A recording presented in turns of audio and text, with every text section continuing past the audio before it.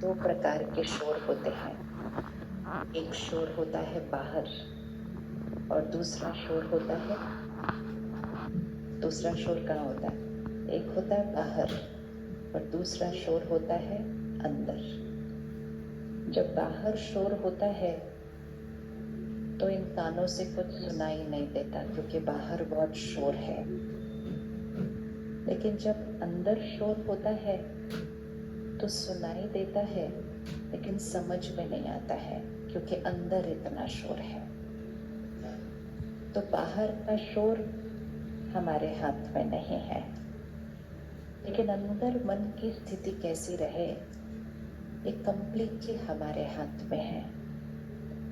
लेकिन हम एक ऐसे युग से गुजर रहे हैं जहां लोगों को ऐसा लगता है कि मन को कंट्रोल करना तो असंभव है और हमने अपने मन का कंट्रोल औरों को दे दिया है। आज के सारा दिन को चेक कर लेते हैं, चाहे थोड़ा सा इरिटेट सा हुआ, चाहे थोड़ा सा कुछ बुरा लगा, चाहे थोड़ा सा चिंता हुई या थोड़ा सा नाराजगी आई, थोड़ा सा भी, अगर थोड़ा सा भी मन आज हिला हिला मतलब थोड़ा सा हलचल में आया, तो उस क्षण मैंने उस हलचल का जिम्मेवार किसको ठहराया कि मैं डिस्टर्ब हुई किसकी वजह से। तो हमारी उंगली किसके पास जाती है? और फिर मेरा मन शांत हो जाए, स्थिर हो जाए, उसके लिए भी हम उंगली किस पर रखते हैं? आप बदलो तो मैं ठीक हो जाऊंगी।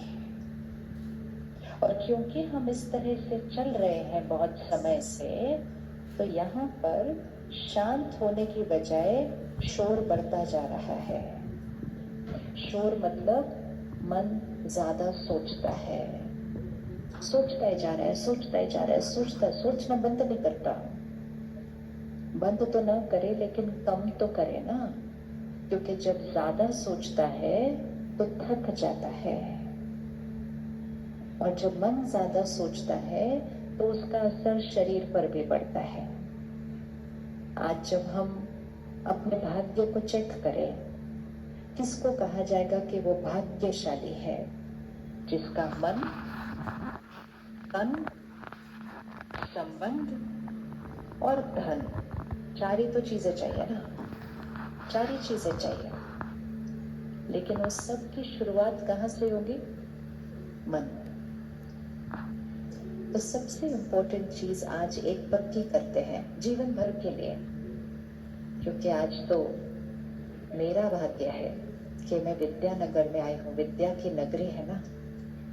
आते ही सच में आपके लिए तो ये रोज का वाइब्रेशन है तो आपको फर्क नहीं पता चलेगा, लेकिन जब कोई दूसरे शहर से आता है ना, तो आते ही वो वाइब्रेशन में चेंज पता चलता है।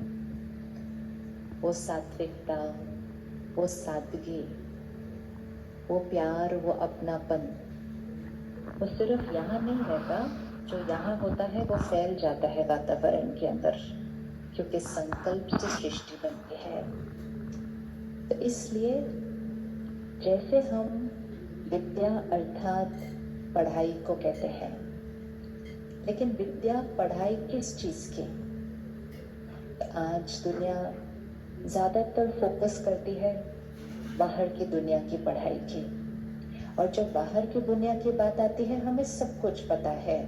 सिर्फ इस सृष्टि पर क्या हो रहा है वो नहीं पता, दूसरे ग्रहों पर क्या हो रहा है वो भी पता है, समुद्र की गहराई में क्या हो रहा है वो भी पता है। लेकिन अपने मन में क्या चल रहा है? अपने मन में क्या चल रहा है? हम एक बटन से सब कुछ को कंट्रोल कर सकते हैं, लेकिन कितना भी कोशिश करो इसको नहीं चुप करा पाते हैं। तो ऐसा क्यों हुआ कि बाहर सब कुछ हमारे कंट्रोल में है और जो अपना है वो ही अपने कंट्रोल में नहीं है? उसका कारण सिर्फ एक है, बाहर मेहनत की तो सब कुछ पा लिया, थोड़ा सा यहाँ करेंगे तो यहाँ भी पा लेंगे। ज्यादा आसान कौन है, बाहर की दुनिया को संभालना या अपने मन को संभालना? कौन सा ज्यादा आसान होगा? कौन सा ज्यादा आसान होगा? कौन सा ज्यादा आसान होगा? ओह, ये तो आपने बताना है, कौन सा ज्यादा आसान है? बाहर के बड़े बड़े काम करना आसान है या अपने मन को संभालना आसान है?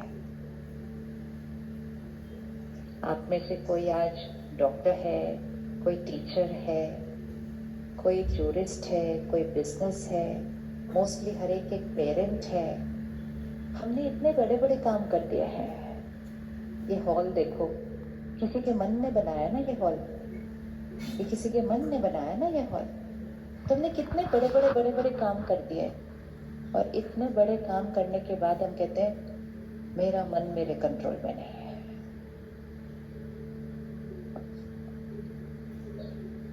अगर आप अपने मन को कहें कि ऐसा नहीं सोचना, तो क्या वो आपको कहना मानता है? मानता है या नहीं? किस किस को लगता है मेरा मन मेरी हर बात मानता है?